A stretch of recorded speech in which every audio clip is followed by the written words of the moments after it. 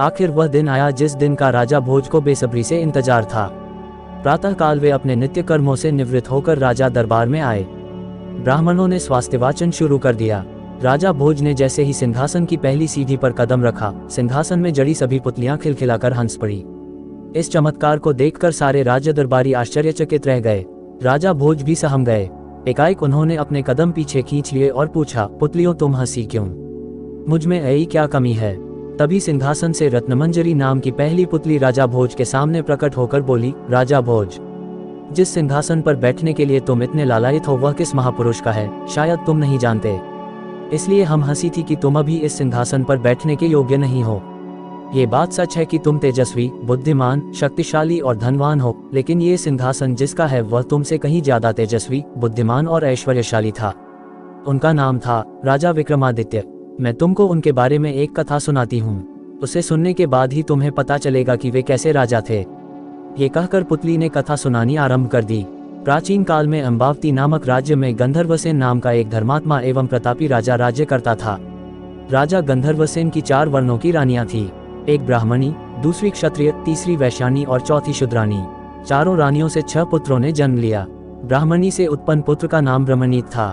क्षत्रिय की कोख से 3 संतानें उत्पन्न हुई, जिनमें से एक का नाम शंख, दूसरे का विक्रम और तीसरे का भर्तृहरि था। तीसरी रानी वैश्यानी से चंद्र नामक पुत्र उत्पन्न हुआ और चौथी रानी शूद्रानी से धन्वंतरी नामक पुत्र जन्मा।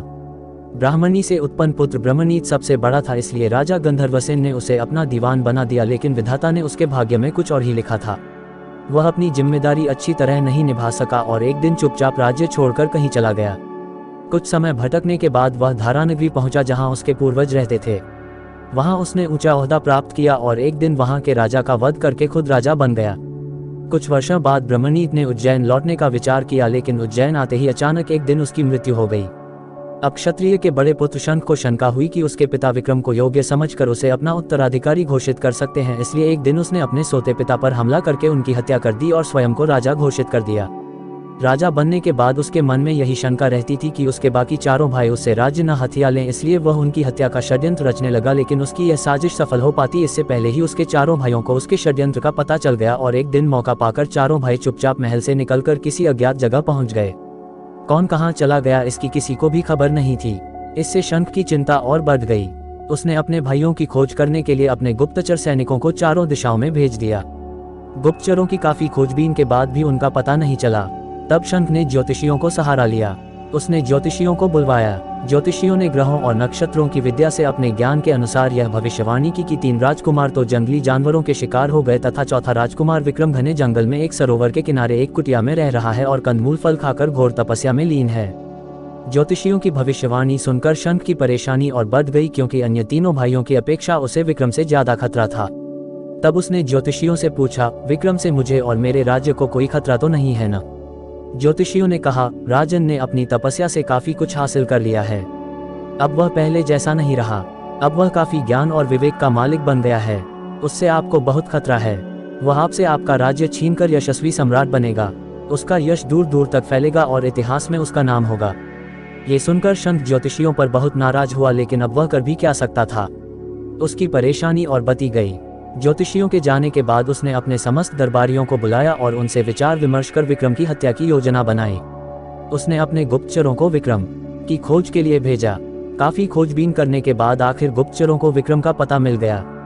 गुप्तचरों ने वापस आकर शंख को ये खबर सुनाई। ये सुनकर शंख बहुत प्रसन्न हुआ। उसने अपनी इस योजना में एक तांत्रिक को भी शामिल किया। उसने तांत्रिक से कहा, तुम विक्रम को भगवती काली की आराधना के लिए तैयार करना, मैं वहीं मंदिर के पिछवाड़े छिप जाऊंगा। जैसे ही विक्रम भगवती काली की आराधना के लिए अपना सिर झुकाएगा तभी मैं अपनी तलवार से उसकी गर्दन काट दूंगा। ये योजना बनाकर शंख तांत्रिक को जंगल में सरोवर के किनारे विक्रम की कुटिया पर गया। तांत्रिक ने विक्रम को भगवती काली की आराधना के लिए राजी कर लिया और उसे लेकर मंदिर में आ गया, जहां शंख पहले से ही छुपा बैठा था। तांत्रिक ने विक्रम को भगवती काली की प्रतिमा में आगे सिर झुकाने के लिए कहा। विक्रम को खतरे का आभास हो गया था। उसने तांत्रिक को अपना सिर झुकाकर सिर झुकाने की विधि दिखाने को कहा। जैसे ही तांत्रिक ने सिर झुकाया, विक्रम चालाकी से अपने स्थान से हट गया। मंदिर के पिछवाड़े छिपे शंख ने आकर झट से तलवार निकाली और तांत्रिक को विक्रम समझकर उसकी गर्दन काट दी। तभी मौका पाकर विक्रम ने शंख के हाथ से उसकी तलवार खींच ली और एक ही झटके में शंख की गर्दन धड़ से अलग कर दी। इस तरह विक्रम ने माता पिता की हत्या का प्रतिशोध लेकर अपना राज्य वापस ले लिया। राज्य पाने के बाद विक्रम ने ऐसा न्याय किया कि प्रजा में उनकी जय जयकार होने लगी। उन्होंने अपनी प्रजा को सुखी और संपन्न बनाने में कोई कसर नहीं छोड़ी। इतनी कहानी सुनाने के बाद रत्नमंजरी नाम की वह पुतली बोली, राजा भोज, इस तरह विक्रम ने अपना खोया हुआ राज्य प्राप्त किया और पिता की हत्या का भी प्रतिशोध ले लिया। अगर तुमने भी कोई ऐसा ही कार्य किया हो तो इस सिंहासन पर बैठ सकते हो। ये सुनकर राजा भोज चुपचाप खड़े रहे। उनके पास इस प्रश्न का कोई जवाब नहीं था। तब पुतली हंसती हुई बोली, और सुनो राजा भोज, राजा विक्रमादित्य के हाथ में ये सिंहासन कैसे आया और वे विक्रम से विक्रमादित्य कैसे बने, मैं ये सब तुम्हें बताती हूँ। सुनो, विक्रमादित्य को शिकार खेलने का बहुत शौक था। एक बार शिकार खेलने के लिए वे जंगल में गए। अचानक एक हिरन का पीछा करते करते वे जंगल में काफी दूर निकल गए, लेकिन हिरन उनके हाथ नहीं लगा। थक-हार कर वे एक पेड़ के नीचे बैठ गए और इधर उधर नजरें दौड़ाने लगे। उन्होंने देखा वे एक ऐसे वीरान जंगल में हैं जिससे बाहर निकलने का भी रास्ता नजर नहीं आ रहा था। तभी उनकी नजर दूर एक चमकदार महल पर पड़ी। वे अपने घोड़े पर बैठे और धीरे धीरे चलते हुए उस महल तक पहुंच गए। वह महल लुत्व रंग का था, जो कि राजा बाहुबल का दीवाना था। उसने विक्रमादित्य का स्वागत सत्कार किया। उसने विक्रमादित्य को बताया कि आप यशस्वी राजा बनेंगे, लेकिन उसके लिए आवश्यकता है कि राजा बाहुबल आपका राज तिलक करें। उसने ये भी बताया कि हमारे राजा महादानी हैं।